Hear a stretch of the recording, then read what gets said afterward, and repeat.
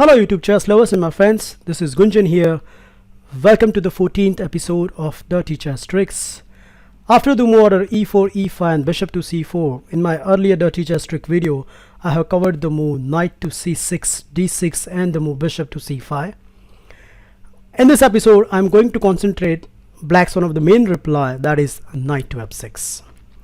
By the way, I have changed the interface so you can see the board over here, you can see me commentating over here, there's a notations over here, and finally the most important part is you can see the engine analysis over here. That means you can evaluate the position exactly. Now as usual in my repertoire, I'm going to suggest a very aggressive line, and here I'm going to recommend the move d4. And the funny thing is, not many black players are feeling comfortable about it. For example, the main move over here is e captures d4, but we should see what will happen if black plays other moves. So the first move I want to consider is knight captures e4. After this move, the simplest reply is you capture this pawn, and now not only that knight is misplaced, but there's a nasty trick in the air looming. So in one quick game, my opponent routinely churn out his move, that is knight to c6, but this leads to the instant disaster. Did you spot it? Yup, is bishop captures f7, bam! After king takes and queen check, not only white will regain his piece, but black king is clearly misplaced, and on top of everything, white has an extra pawn. So that cannot be recommended for the black. The same can be said if your opponent plays the move such as d6, because it's a very passive move, and you can immediately exploit this with the move d captures e5, d captures e5, and bishop captures f7. Well, it's not that you are gaining black queen, because after queen captures queen, black has this check, that is bishop to b4, discover attack to the queen. So white has to drop his queen back to the d2, but after bishop captures, knight captures, after the whole transaction, white emerged with a clear pawn advantage and a better position. So with this analysis, we can easily conclude that the best move over here is e captures d4. And after this, I'm going to recommend a very aggressive Urusov Gambit, starting with the move knight to f3. Well, with this move, white offer the e4 pawn, and believe it or not, but the best move over here for the black is to capturing this pawn. But with my own experience, what I found out is, especially below 2000, many players get afraid of capturing the second pawn. They feel that way their development will be very bad, and there will be some nice trick, so they try to get avoid of it.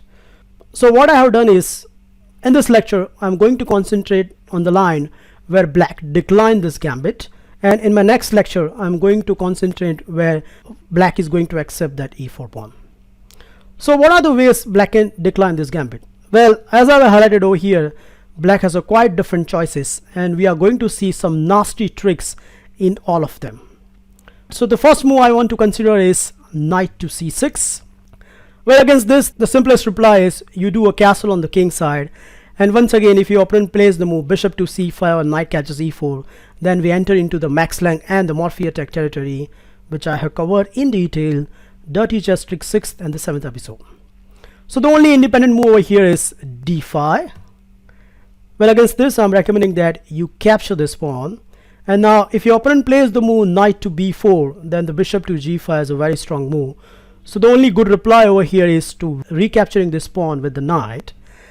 But after this, I have specially cooked a nice move which will give you great victory in opening, and that move is knight to g4. Well, what's the idea? The idea is very simple. You are going to sacrifice your knight on f7 no matter what black will do. Let's see some examples. If black plays h6, well, you sacrifice your knight. And after king takes and queen check, if black wants to hold on to his piece, then he has to come forward. But then we can play the move rook to even check. And now the only good way to defend this is to place the knight on e5. Afterwards, white has this lethal move, that is bishop to f4. And not only white will regain his piece, but black king will hardly survive in this open position. Here my opponent played the move bishop to d6, but then after queen to d5, it doesn't last long. Okay, let's see what happens if other moves. For example, instead of h6, if your opponent plays the move bishop to e6, well, pretty much same story. Here, first you are going to play the move rook to e1, and when the black defend the bishop with the move queen to d7, then now you are going to sacrifice with knight takes f7. If queen takes, then d5 knight will drop. So the obvious move is king captures, but afterwards we can do the pretty much same story. So right, we play the move queen to f3 check. If king goes to the e file, then the d5 knight will drop. So in this game my opponent played the move king to g8, but he completely missed my next move, that is, yep, rook captures e6. Bam. So the queen cannot take the rook, because after bishop captures d5, black will lose a queen. So those are some of the wonderful tricks if your opponent plays the move knight c6 and the move d5. Okay, now the second move I want to consider over here is the immediate d5. Now what we should do against this?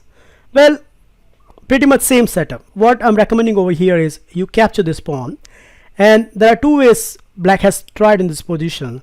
So the first is recapturing this pawn, and the second is bishop to b4 check. Now bishop to b4 check, the lines will be transposition, which I'm going to cover at the end of this video. So let's check out what will happen after knight captures d5. Well, against this I'm recommending a very simple move, that is castle on the king side. And now if black doesn't hang on to his pawn, then white has a very good leading development, and white can gain his material back. So in other words, black has to hang on to his pawns. There are two ways he can do it. The number one is to play the move c5 immediately, but this is a blunder move, and the easiest way to exploit this is our same old trick. You play the move knight to g5, and no matter what black will do, you sacrifice your knight on f7. So that means the good move is knight to b6, attacking the bishop. Well, no matter, our bishop will drop back, and now only good way to hang on to this pawn is to play the move c5 right at this point. Well, that's a good side for the black, but the downside is white has a very aggressive move, that is knight to e5, and it's a kind of very hard to defend on f7. So for example, if bishop to e6, then you capture this bishop, you give this check. Please note, if g6, then knight captures g6, and if black foolishly play the move king to e7, yeah, bishop to g5, and that queen is a goner. So that means if black wants to save the f7, then he has to play the move c4 at this point. Well, if this is the best black can have it, then I have a doubt that black can survive in this position, because the simplest refutation is you capture this pawn, and after knight captures and bishop captures, not only white has a leading development, but black has an isolated pawn which can be ready-made target for the rest of the game. The third move black can try over here is bishop to c5, which is recommended by GM Jane Gustafsson from the Germany, and it's a very tricky move. I found an advantageous line for the white in some depth analysis, so I just like to show you that analysis. Here I'm recommending that white should continue with the move e5, and after, as his analysis continues, that is d5, e captures and d captures, white give this check, and after bishop to e6 we should capture this pawn, and after rook to g8 we play the move bishop to g5. So the whole idea is after queen to d7, white plays the move knight to d2, regaining his pawn back.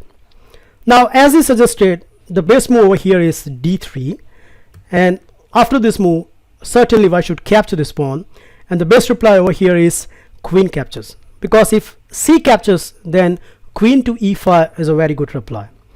So the queen captures d3 is forced, and now I'm recommending that you should just exchange this queen and then castle on the king's side.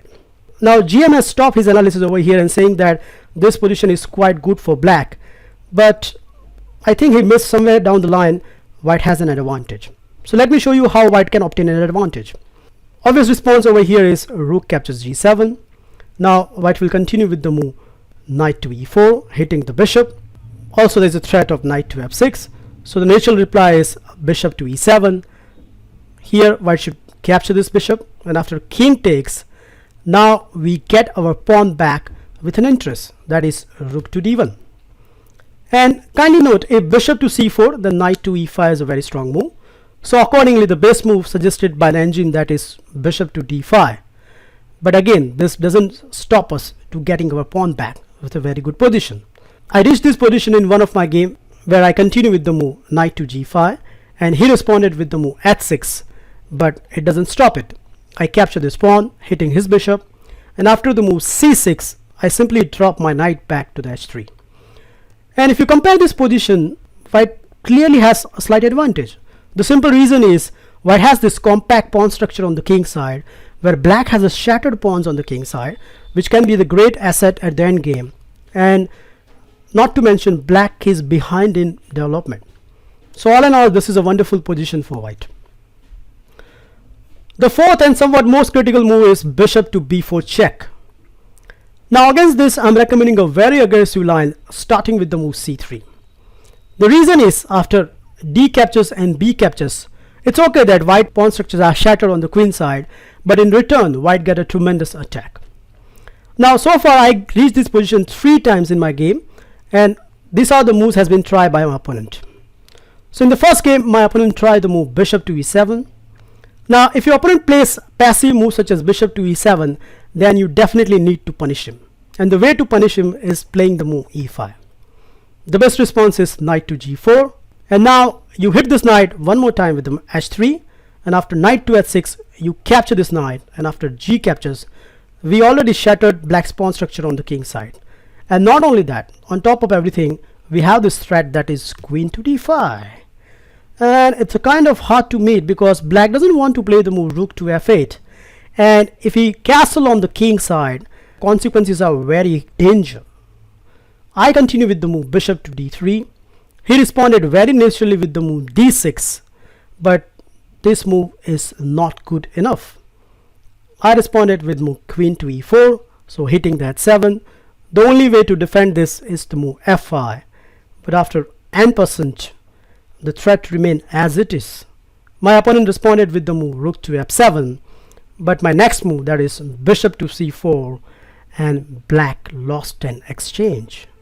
So the game continues with the move bishop f6, bishop captures, king captures, queen to h7, bishop to g7, and castle on the king side with a completely naked king. The final move I want to consider is the move d5, which has a counter attacking the white bishop. But here I'm recommending a endgame line which happens after pawn captures, queen captures, king captures, and the move bishop to g5, which is quite good for white. So there's a threat of e5. In the game, my opponent defended with the move knight to d7. I played the move knight to c3. He hit my bishop with the move h6. I capture his knight, he recaptured, and now I played castle on the queen side. There's a check, so my opponent played king to e7. Now I played some forcing move with the move e5. He played knight to d7. I played knight to d5, so hitting 2 spot. So my opponent has to forcefully play the move king to d8. And now when you have such a leading development, there should be some tactics. And I found it after some time. So here I sacrifice my e pawn with the move e6. He captured it. And now I played knight to f4. Hitting the pawn, he defended with the move rook to e8, and now knight to d5. And you are about to see what will happen when one side get leading development. My opponent played a natural move, that is e5, but after knight to e6 check, king to e7, and knight to c7, black has lost an exchange. I hope you enjoy and learn the beautiful world of Urusov Gambit decline. I have put the detailed analysis of these lines and some of the lines which I haven't covered in the video in the PGN, which is available in the description. So kindly go through it. Well, thank you for watching this video. Feel free to like, subscribe and comment on my video, and I'll meet you in my next lecture of Urusov Gambit Accepted. Bye.